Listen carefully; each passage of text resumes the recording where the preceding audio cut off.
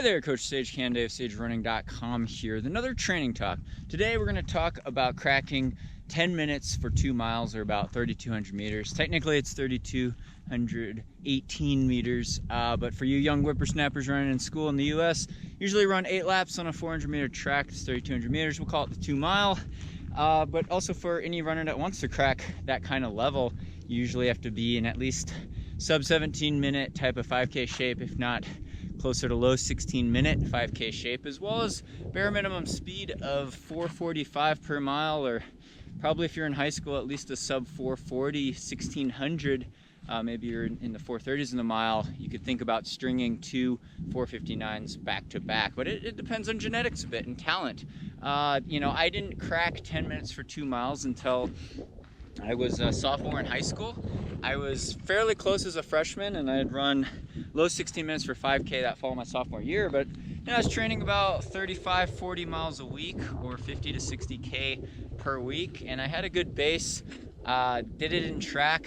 It does require that bare amount of speed, and you might require more mileage, and it definitely takes some talent. It's a fast velocity, 75 seconds per 400 meters. Now, thinking about that type of training, we're looking at 306 per kilometer pace, and after doing a base of easy mileage and not getting hurt, that's the important thing, as well as touching on speed work, doing strides. If you're doing track, you always want to be doing strides. 4 times 100 meters, 6 times 100 meters, maybe 2 or 3 times a week on easy days with full recovery. That's just a warm-up for speed. But what we want to do is focus on probably building stamina and speed endurance. So 400 meter repeats, I was doing 6 to 8, even up to 10 by 400 meter repeats. Not necessarily much faster than 2 mile race pace, but definitely closer to mile race pace. For 70 second per quarter, 70 second per 400 meters. Maybe you're only running 72s. You're taking a 2-minute rest. You're running a 72. I tried too hard a lot of times and trained too hard and ran like 68 second 400 meter repeats in high school as a sophomore. And it would be too hard. If your form's failing and you're developing too much lactic acid, it's going to start being bad. But you do have to work through some pain and some speed to make sure 75 seconds per 400 feels a lot more comfortable. Now, the other key with building stamina, and this goes with all distance running track events, is you're working on your VO2 max, or maximum aerobic capacity. And we're talking about doing longer repeats. Usually we're talking about 800 meter repeats, even 1,000 meter repeats. So maybe you're doing your 800 meter repeats in 2:35 to start. So a little slower than 2 mile race pace, but it's around that kind of high intensity VO2 max velocity. And maybe eventually you're getting them down closer to 2:30. That's going to be a sign. If you could do 5 by 800 meters in 2:30 with a 2-minute rest only, then you've built up that kind of stamina and that kind of speed.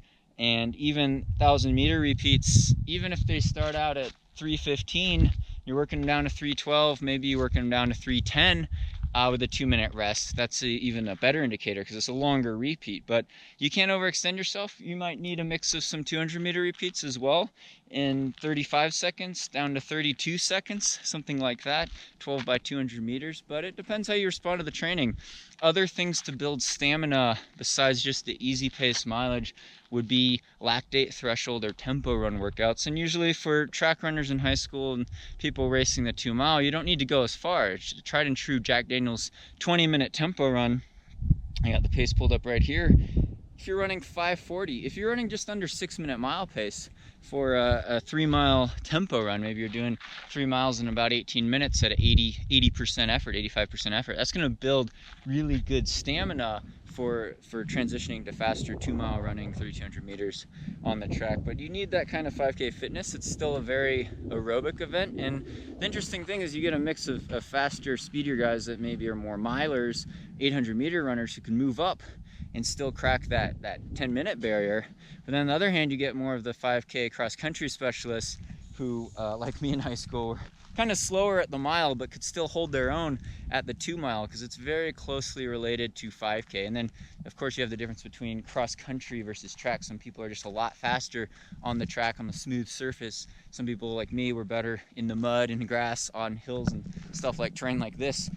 So that's kind of the difference, but it's a great goal, and you got to slowly make improvements. So maybe you're in the 10:30s, 10:20s in the 2 mile. Well, look to run under 10:20 first. Look to run under 10:15, 10:10, and work it down. You can make a lot of progression as you grow in high school as long as you stay healthy, you're eating healthy, you're getting enough sleep, you're not injuring yourself or trying to sprint too fast with bad form, and definitely getting in consistent aerobic training requires usually low intensity base building over the winter. We were lucky we didn't have indoor track. I didn't have to burn it hot all winter in high school.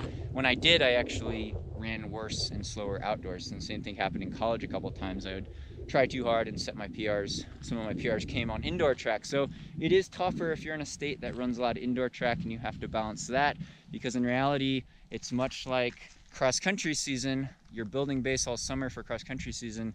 It's a summer sport that's played out in the fall. For track in the spring, usually you want to have some sort of base in the winter, and it's a year-round process with the periodization or the changing of the workouts, but you can't catch fire and be on fire 100% of the year or you're going to burn out. So that's my takeaway with that.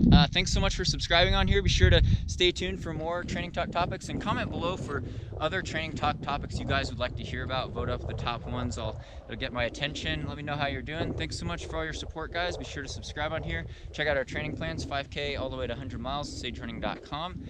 Thank you again, and stay tuned for more.